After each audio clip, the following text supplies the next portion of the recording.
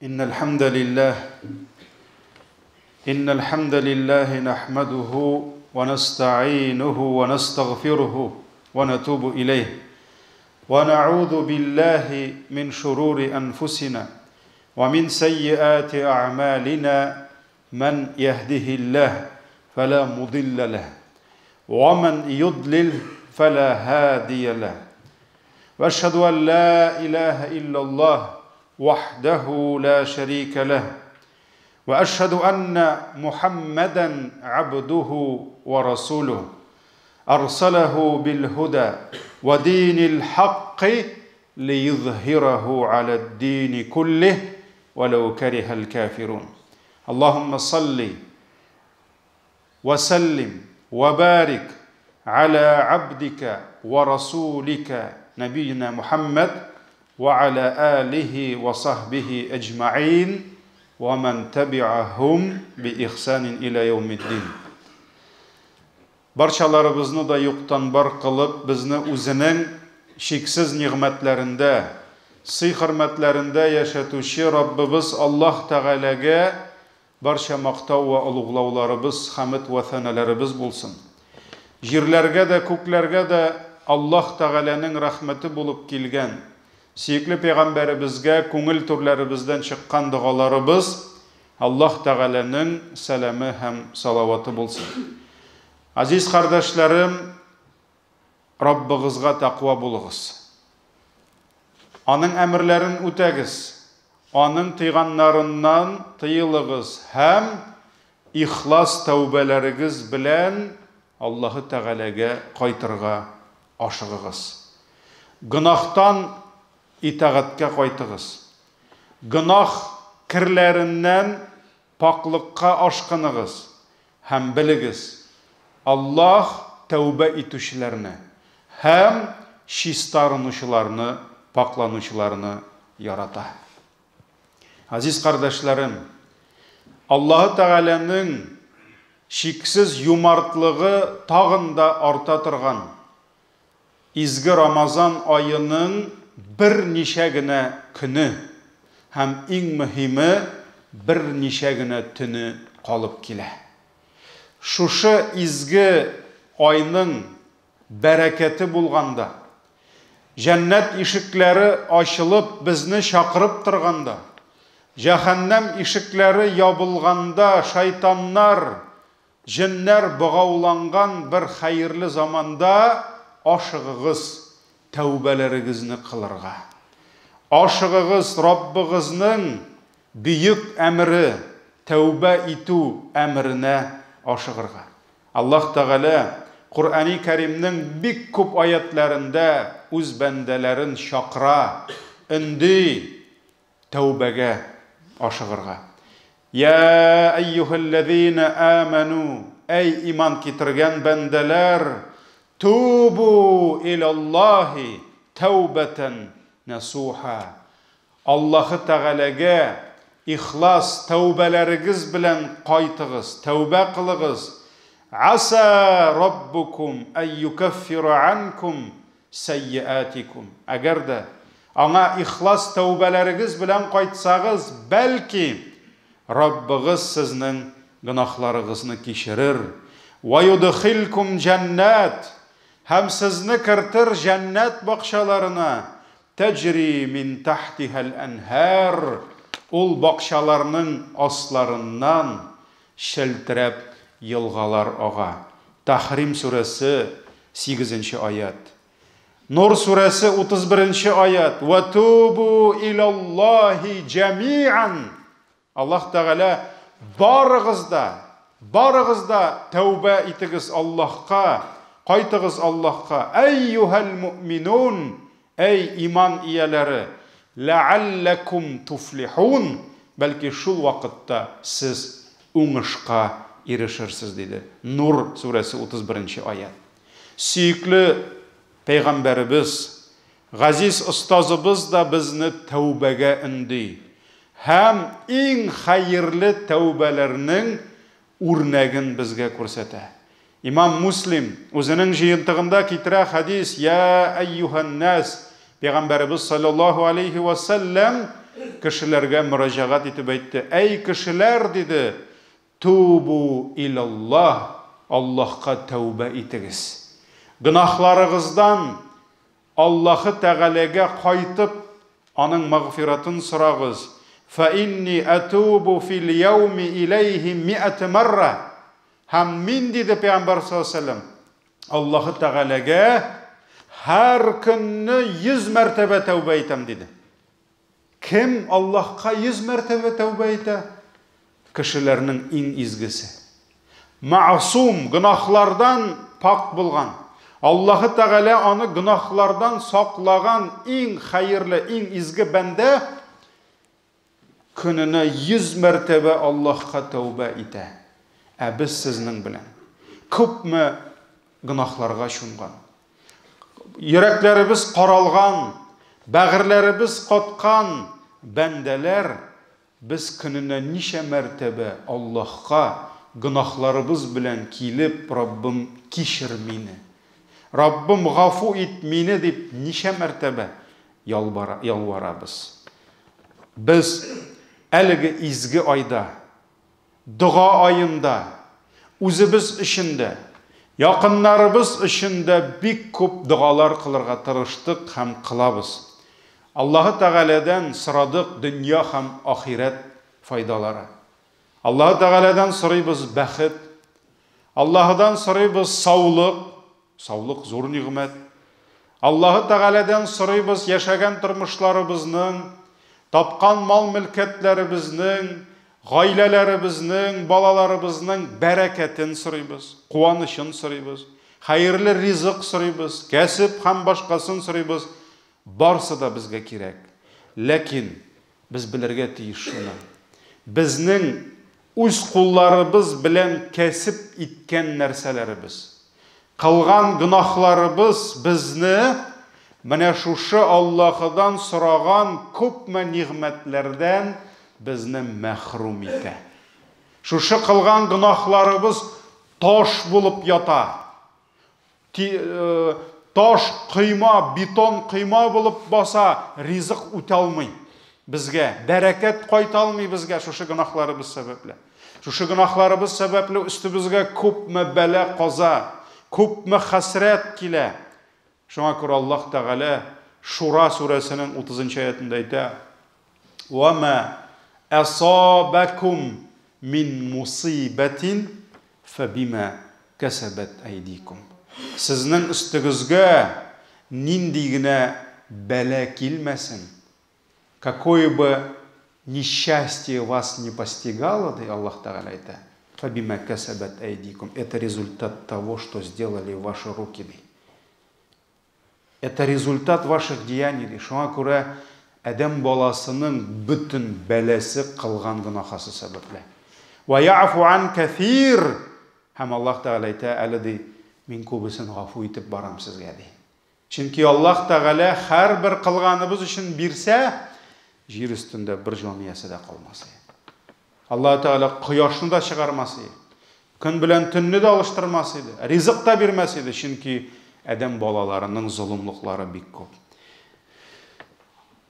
Шулай ук Нур сүрәсенең 63-нчы аятында Аллаһ Тәгалә әйтә: "Фальяхзариллазина юхалифуна ан амрих ан тусибахум фитна ау юсибахум азабун алим." Аллаһ Тәгаләнең әмренә каршы чыккан, Аллаһның әмерләрен бозган, Аллаһның шикләрен бозган бәндәләр ди. Алар билеп торсыннар, сак булсыннар ди. Аларның өстләренә фитнә киләчәк ди. Фитнә киләчәк ди. Аларның өстләренә менә шушы тормышның иминсезлеге, тотырыксызлыгы, шау-шу, низак, бәлә, каза, хәсрәт, сугыш, башкасы киләчәк ди. Ау юсибахум азабун алим, яки аларга ди каты рәнҗеткүче газап киләчәк ди. Әйе җәмәгать, әйе кардәшләрем, гынахлардан имин булган бер кеше дә юк. Менә шушы җомга намазында мине ишетеп утыручы кардәшләребездән кайсыгыз үзен башкалардан иң гынахлы дип уйласа хәзер, ул безнең арабызда иң гынахлы кеше. Кем безнең арабыздан үзен иң гынахсыз дип уйласа, булар бөтенесе миннән гынахлы дип. Ул безнең арабызда иң гынахлы кеше. Чөнки аның гынахлары шул кадәр күп, хәтта аның күзләрен каплаган. Ул күрми гынахларын. Чөнки гынаханны күрер өчен җәмәгать бик күп иман кирәк кешегә. Бик күп күңелен чистартырга кирәк. Шуңа күрә гынахсыз кеше юк. Абу Хурайра радиллаһу анху тапшыра Пәйгамбәрбез саллаллаһу алейхи ва саллям әйтте: "Лау лам тузнибу ла заһаба Аллаһу бикум ва ла җаа биқаумин юзнибун фаястагфирун Аллаһа фаягфиру лахум."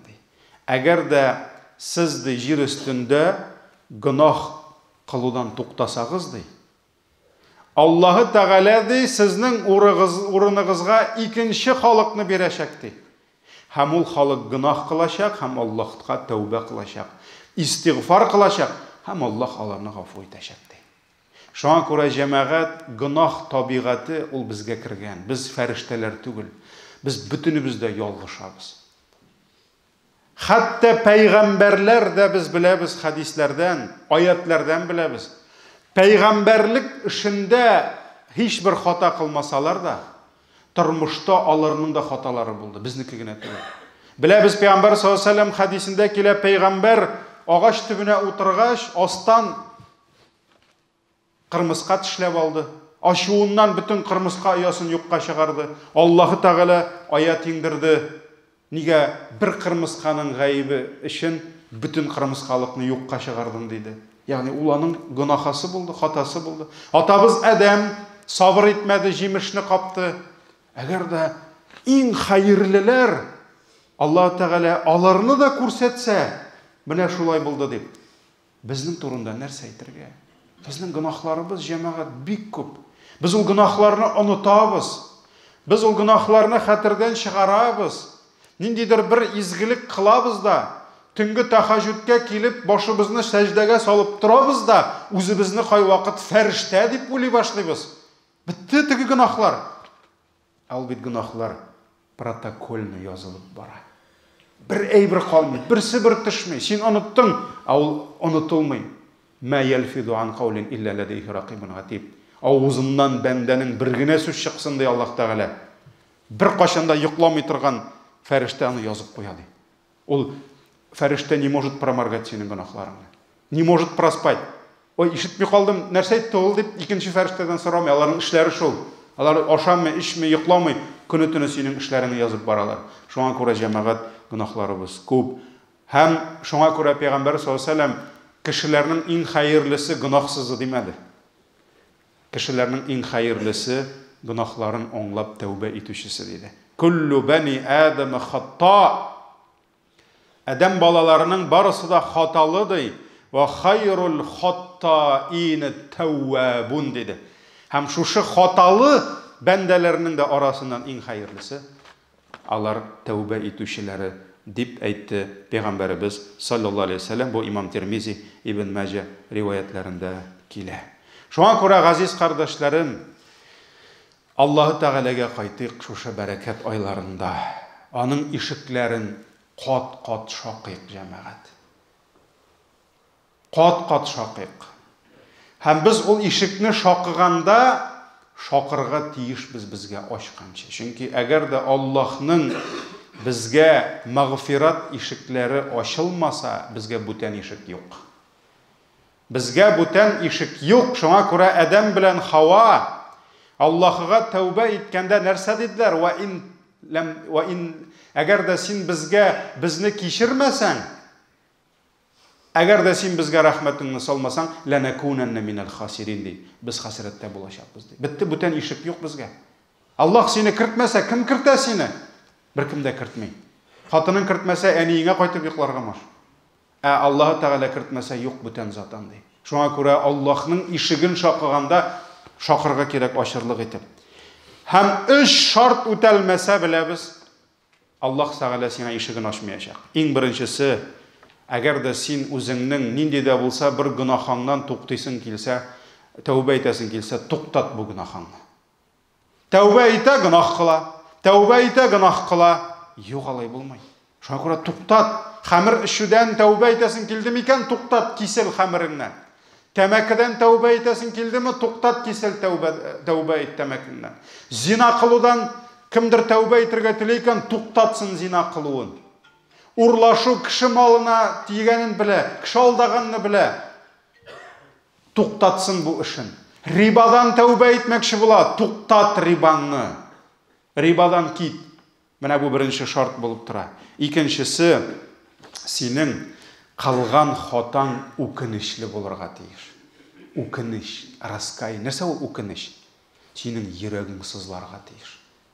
Синең күңелең ачытырга тиеш. Менә шушы гынахыңны кылган өчен.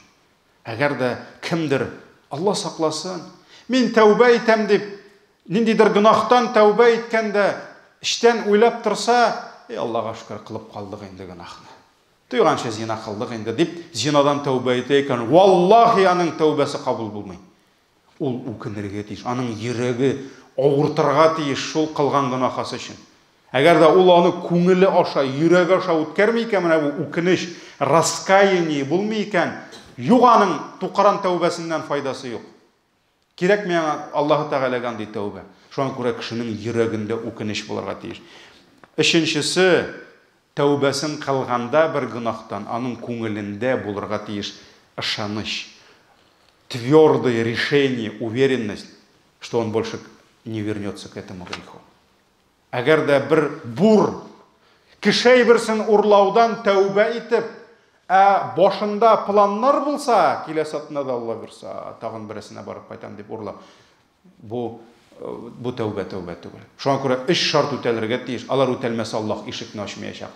Әгәр дә синең гынахаң адәмнәр белән бәйле булса, 4нче шарт.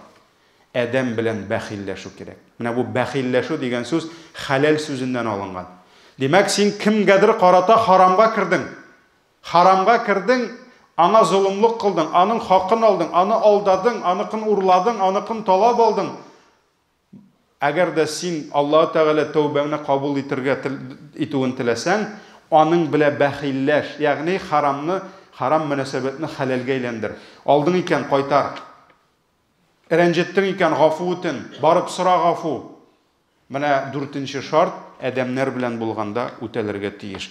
Шул вакытта гына безнең тәүбәләребез кабул итә. Шуңа күрә җәмәгать тагын бер исебезгә төшерәм. Соңгы көннәр, соңгы төннәр, мәгъфират ае, җәһәннәмнән котылу ае, шайтаннар богауланган айда гынахадан китәлмәсәң, 3 көннән шайтаннар бәйдән ышкынганнан соң, җәмәгать, авыл кем авылда тора, бәйдән этне ышкындырганыгыз бармы? Эт нишләргә белми, кыймаларга сикерә, тигендә шаба, монда кемнең күргәне бар авылда? Менә җәмәгать берничә көннән ай буе бәйләнеп торган шайтаннар ышкыначак җәмәгать. Алла сакласын. Шуңа күрә уйламагыз, мин хәзер тәүбә итмим әле, аннарысын итермен дип. Рамазанда тәүбә ит алмасаң, аннарысын тәүбә итү тагын да авыр булачак. Шуңа күрә йомшак түшәк өстендә ятып, гынахларын китер дип уйламагыз. Каралган күңелләр йоклап ашап эчеп кенә агарыр дип, нурланыр дип өметләнмәгез. Башыгызны сәҗдәләргә ырып, Аллаһ Тәгаләгә ялварыгыз. Аңа үзеңнең зәгыйфлегеңне сөйлә. Раббым, менә мин шундый инде дип әйтегез. Таныгыз үзегезнең гынахыгызны. Раббым, булдыра алмыйм мин, син миңа тауфик бирмәсәң. Син мине төзәтмәсәң, мин сине төзәтә алмыйм дип. Хәтта Фудайл ибн Гаятмы, ялгышмасам, малайын тәрбияли торгач, малай кеше авыр бит инде. Дуга кылды: "И Раббым, минем көчем җитми моны тәрбияләргә, син тәрбиялә" дип әйтте. Шуңа күрә Аллаһ тауфик бирмәсә, без үзебезне төзәтә алмыйбыз. Елап-елап Аллаһдан сорагыз һәм өметегезне өзмәгез. Аллаһ гынахларны гафу итүче. Баракаллаху лана ва лакум фил Кур'анил азим ва нафa'ana bil ayati ва зикрил хаким. Иннаху хувал гафурур рахим.